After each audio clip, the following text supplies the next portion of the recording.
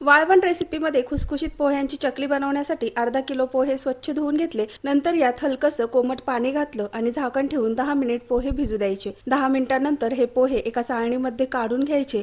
हलकसं याला हाताने दाबायचं, यातलं सर्व पाणी आपल्याला नितळून घ्यायचंय। तर मस्त असे हे पोहे भिजलेत। आता हे पोहे एका पसरट परातीमध्ये काढून घेतले। 2 मोठे चमचे मिरची पावडर घातली, त्याऐवजी हिरवी मिरची पण घालू शकता। चवीनुसार मीठ, जिरेपूड, हळद, पाव चमचा पापड खार आणि ओवा हातांवर चोळून घातला। आता हे सर्व मसाले पोह्यांसोबत छान एकजीव करत मिक्स करून घ्यायचे।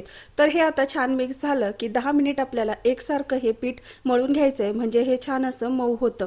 तर मस्त असा मऊ पिठाचा गोळा तयार झाला। आता चकलीचा साचा घेतला।